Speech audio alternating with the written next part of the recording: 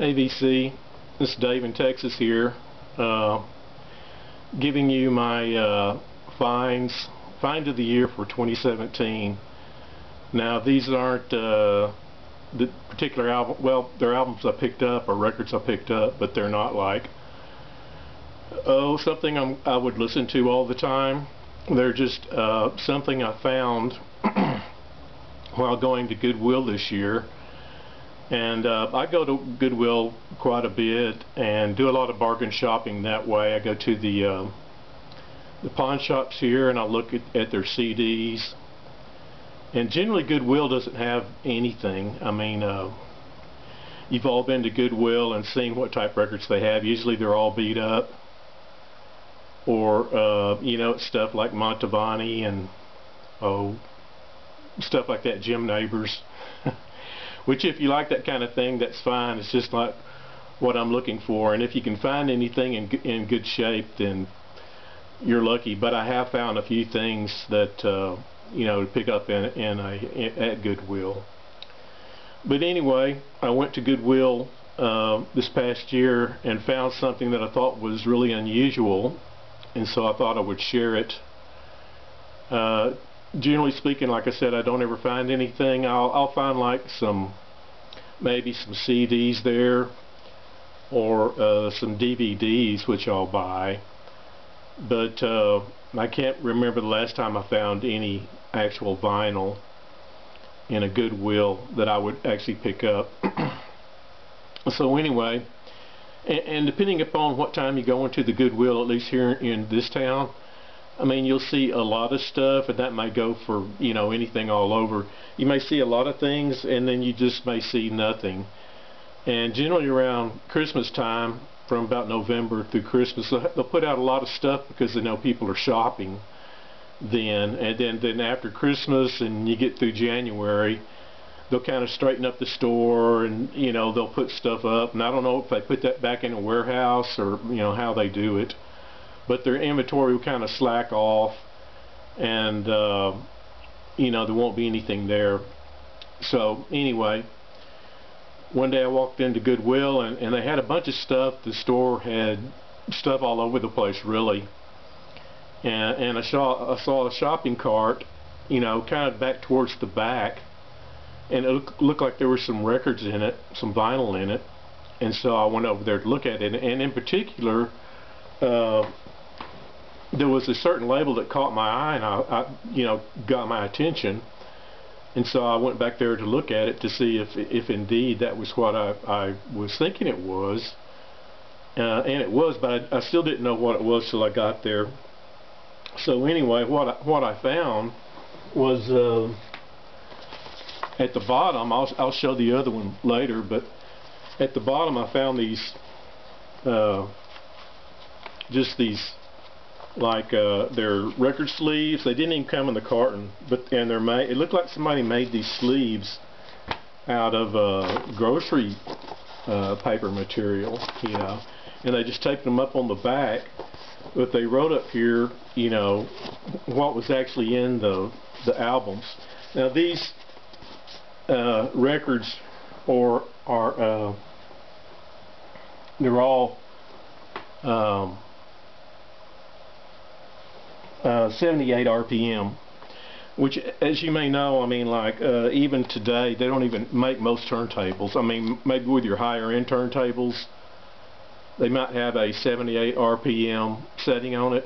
I know my first turntable, if I'm not totally mistaken, that I had years ago, actually had all 4 speeds, which was 16, 45, 33 1/3, and 78 RPM.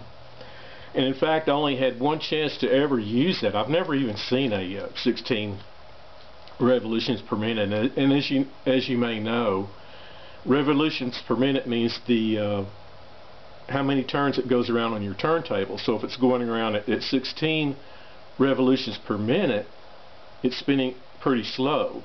And if it goes around, you know, quicker at 45, then it goes a little bit faster. 33's in between it. So the only record that I had that I could even have used something like that was this Moby Grape album, which came out in the 60s. late 60s, and it's a 2-record set. It's called Wow, and it came with this live jam as well, which is actually a pretty good record. I was listening to it last night, and it's just a blues jam that they made. But on the first album, this one here, which was studio, at one part on the record, and I forget if it's on the first side or the second side, Arthur Godfrey, which most of the younger people in the VC probably don't even know who Arthur Godfrey is, but he had a radio show way back in the 50s.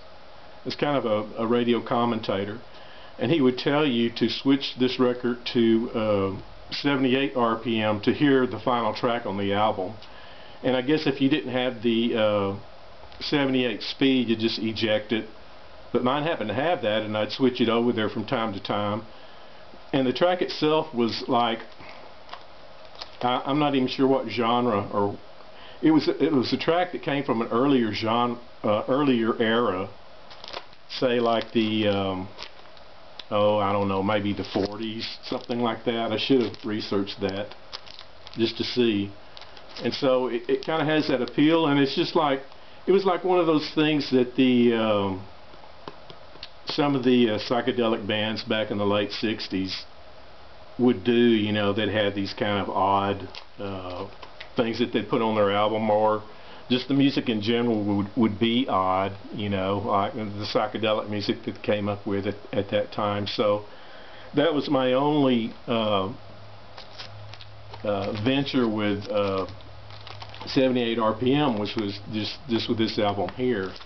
And I'd pretty much forgotten it, but when I went into that Goodwill and I saw these in that shopping cart, I kind of thumbed through them just to see what they had. And like I said, they came on these homemade sleeves, and my current turntable doesn't even have a 78 setting on it anymore. I've got one upstairs that does, but it's broken, and I probably should look to get it fixed. But at any rate, I found these, and I thought if nothing else, they were just unusual enough that I'd pick them up. And I asked the lady there how much she wanted for them, and she said, oh, just 50 cents a piece. So I thought that was really reasonable. Now most of these are pretty toasted as far as being able to play them. But like I got this one here. You can see it's by Les Paul, and on the back is Les Paul and Mary Ford right there. And the name of the tune is Chicken Reel, which I've never heard. The other side is the Mockingbird Hill, that he does with Mary Ford.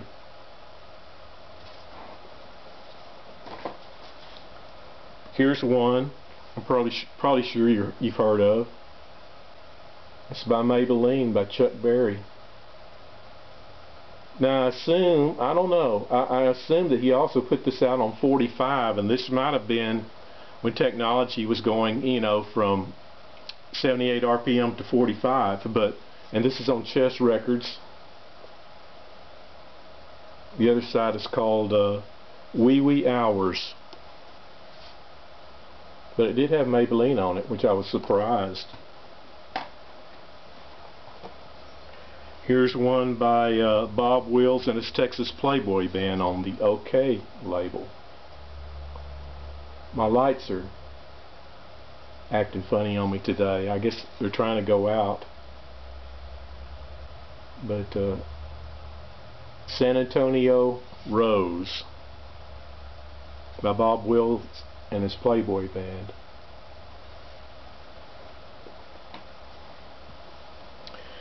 Here's one on the Decca label by Al Jolson. And this is called April Showers. On the second side is Swanee, which may have been one of his numbers that he did. As you know, Al Jolson, you're probably familiar with him. He was came out of early vaudeville or something like that, and he was a singer and a comedian and a film actor. And he became famous when he starred in this Hollywood show called The Jazz Singer. But a lot of famous singers say they were influenced by Jolson. Everybody from, say, Bing Crosby to even Bob Dylan and David Bowie. Just because of his singing, I guess, and the way he performed. And you know, as you may know, he performed as like, on some of his stuff, he performed would put makeup on and perform as sort of a black-faced comedian or a singer. And due to doing that, he introduced African American music to a lot of white audiences. As early as 1911, he became known for fighting against the black discrimination on Broadway. So I don't think he was doing that to be discriminatory at all. I just think that he was trying to you know, introduce an audience to black entertainment. And here's one I found by Mel Blanc. I thought I saw a putty cat. Anyway, you probably know Mel Blanc. It looks like a child's record. You probably know Mel Blanc from the Warner Brothers cartoons. You know, Bugs Bunny and Sylvester and Tweety. He did all those voices for those cartoons. Here's one just called Yosemite Sam. I don't know if you can see any of this, but anyway, that's Mel Blanc. Here's one for Rudolph the Red-Nosed Reindeer by a Paul Wing. I don't know that particular performer or orchestra leader, but it's by a Paul Wing. Here's one, I Saw Mama Kissing Santa Claus by Betty Clark.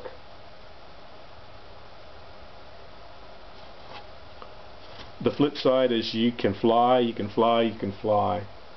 Evidently, she was just an early performer that recorded music.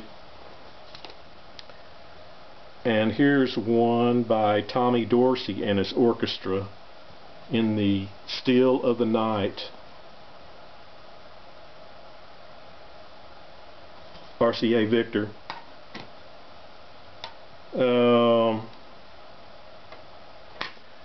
Here's one by Benny Goodman called Minnie the Mooch, which I'm probably sure you've heard. Duke Ellington, if I'm not mistaken, also did that song and probably was more noted for making it famous than Benny Goodman, if I'm thinking correctly. But anyway, when I went in there, what drew my eye to this shopping cart was this label here. And of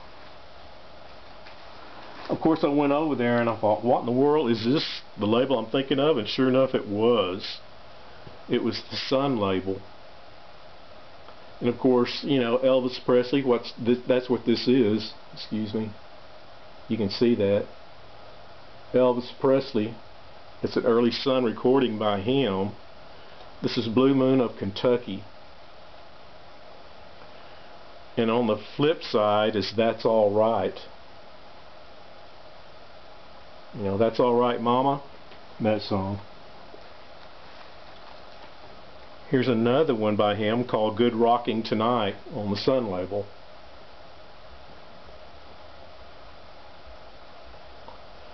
And on the flip side is I Don't Care If the Sun Don't Shine.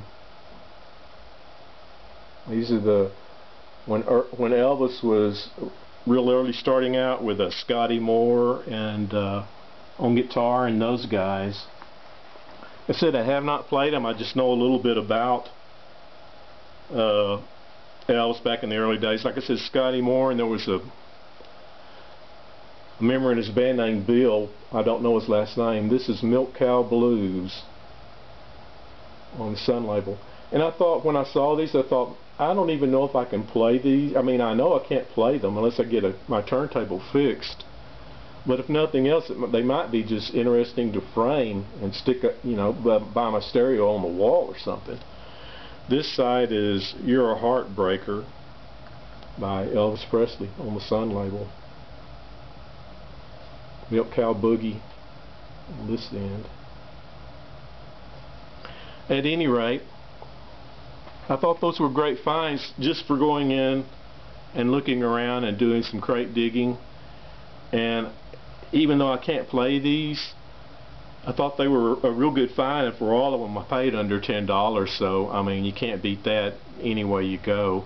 And I don't know if these Sun records are worth anything at all. I assume they do have a little bit of market value just for the collector, you know, but I haven't done any research on it or anything, and so I just don't know. And they're actually in not bad shape, not great shape, but you know, I'm sure if I clean them up, and particularly if you put them on one of them fancy record cleaners, that'd be good to hear if you could play them. But at any rate, I wanted to share that with the VC and show you an unusual find that I found this past year. And happy spinning those records. We'll talk to you later.